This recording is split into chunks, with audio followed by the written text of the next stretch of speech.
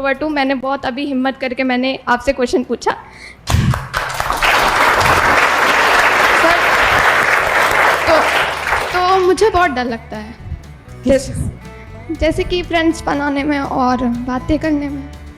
Friends बनाने में डर लगता है और जैसे कि क्वेश्चन पूछने में और आंसर देने में, जैसे कि कोई भी टीचर कोई भी आंसर पूछता है तो मुझे आते रहते हैं पर मैं बोलती नहीं हूँ। हाँ बैठो। अब जो इसने बोला है ना, वो डर भी है और वो झिझक भी है। और हम सब इतने सोशलाइज्ड सोसाइटी का पार्ट बन चुके हैं कि कई बार हमें सत्य बोलने में भी डर लगता है, अपना हक मांगने में भी डर लगता है। सबसे पहली बात, अपना हक मानने के लिए अपना हक जानना जरूरी है कि क्या ये मेरा हक है या नहीं। मिसाल के तौर पे हम लोग दुकान पे जाते हैं सामान खरीदने,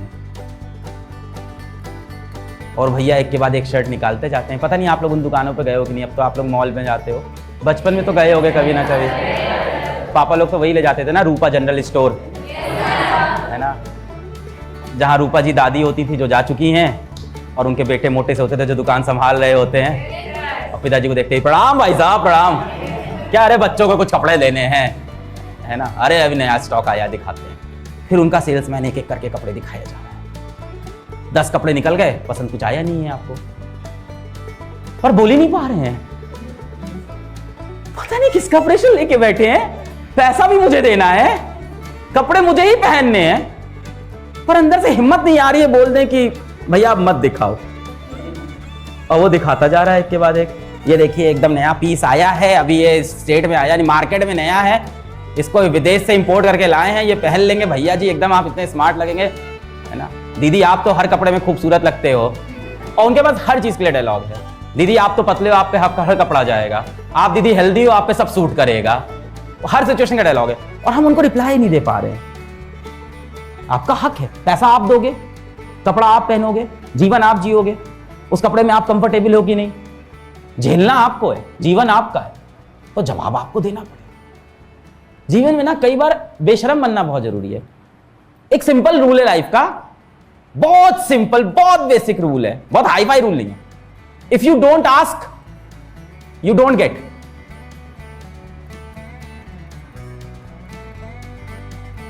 हम इतने शर्मीले हो चुके हैं कि मान लीजिए किसी मेहमान के यहाँ गए हैं और मेहमान के यहाँ जाने पे आपको बाथरूम फील होती है तो हम बोल नहीं पाते हैं। बाथरूम तो बहुत गंदी चीज है, कैसे बोले आ गई है, बहुत कस गया।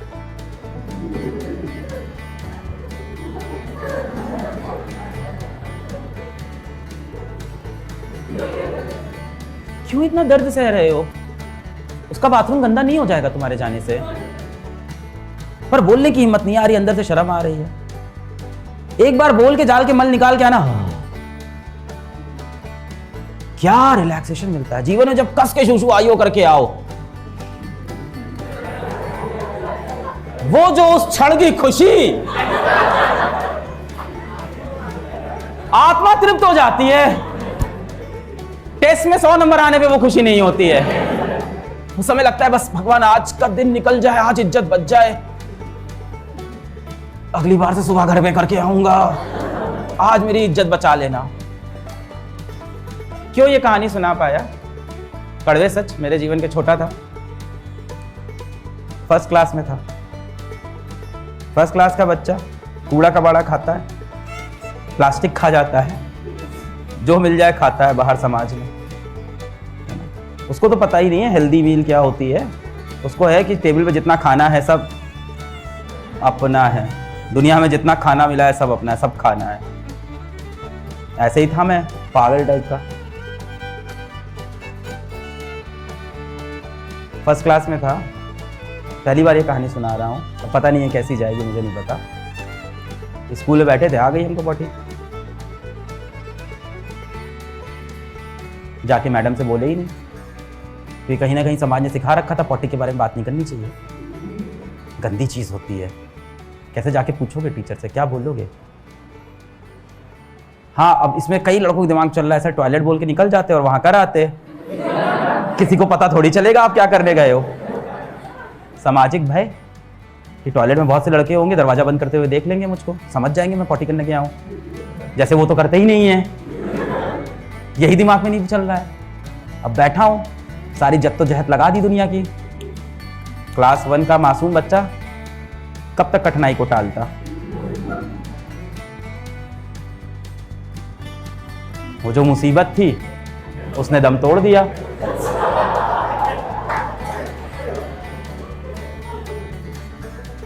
मुझे लगा कि ये बात दब जाएगी, नहीं दबी।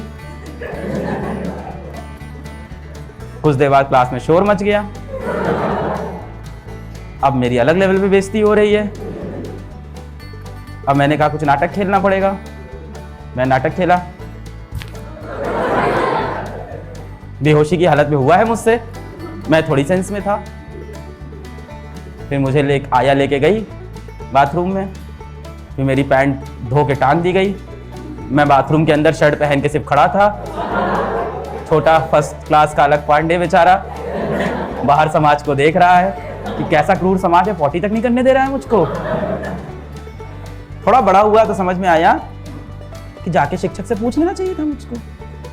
4 लड़के देख लेते तो क्या चला जाता, मैं तो खुश रहता, मैं तो सुकून में रहता। क्या मैंने पूरी गंदगी मचा दी क्लास में। शिक्षक मना करता, दौड़ के भाग जाता, क्योंकि ये मेरा। कई बार ना हम लोग, परेशानी इतनी बड़ी नहीं होती, उसको और बड़ा बना लेते हैं अपने लिए, उसके बारे में बात ना करते। अच्छा, मेरे क्लास के बच्चे भी वैसे ही थे जैसे होना चाहिए।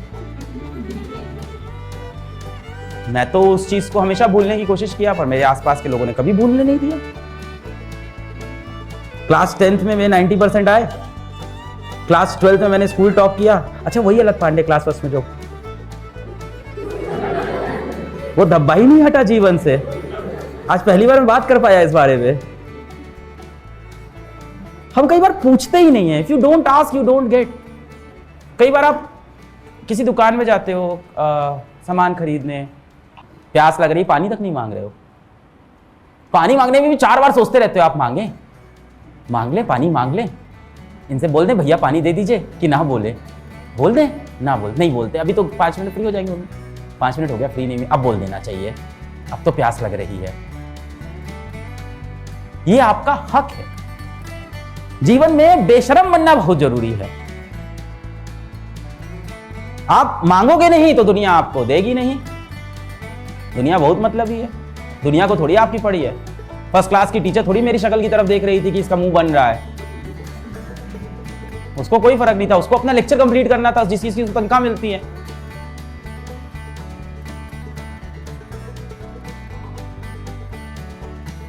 बहुत अकेले हैं हम सब,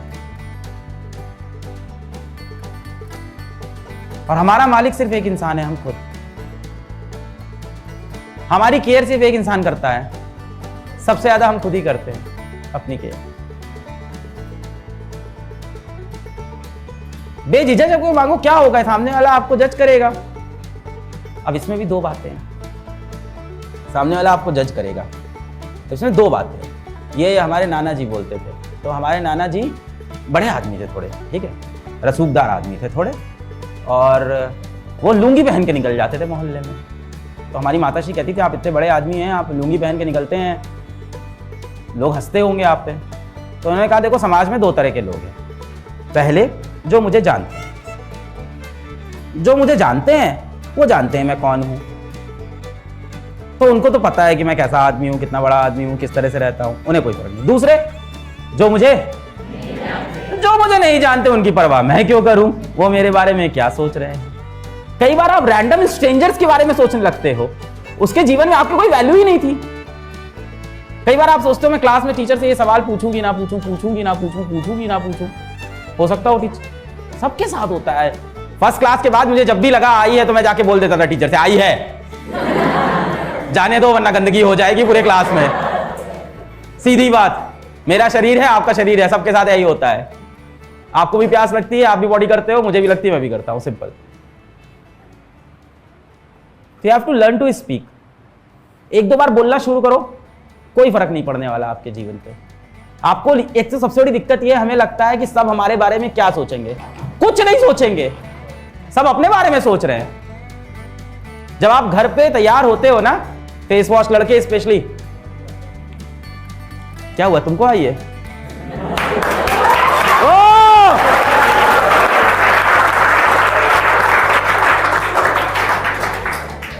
क्या बात है, तुरंत मोटिवेट हो गया। मोटिवेशनल स्पीकर बन जाओ, ये तो कमाल का काम किया मैंने। दुनिया की सुनोगे जमीन पे रह जाओगे, खुद की सुनोगे तो चांद पे पहुंच जाओगे। You yourself is the most important person in this life. अपना जीवन जियो, अपना मस्त जीवन जियो, अपने तरीके से रहो। मिसाल के तौर पे आज यहां हम एक फटी हुई शर्ट पहन के आ जाते, तो क्या आप लोग मुझसे बात नहीं करते? आप कैसे दिखते हो, क्या पहनते हो, ये सब चीजें बहुत छोटे टाइम के लिए मैटर करती है। सबसे ज्यादा मैटर करता है कि जीवन में आप क्या करते हो। बोलोगे आपसे? पक्का? बात करोगे अपने बारे में, अपनी प्रॉब्लम बताओगे सबको, जिनसे मतलब है सबको मत बताने लगना है। पड़ोसी वाले को बता रहे हैं, आपको पता है वो सामने वाला जो लड़का है बहुत अच्छा लगता है हमको, पति है वो मेरा।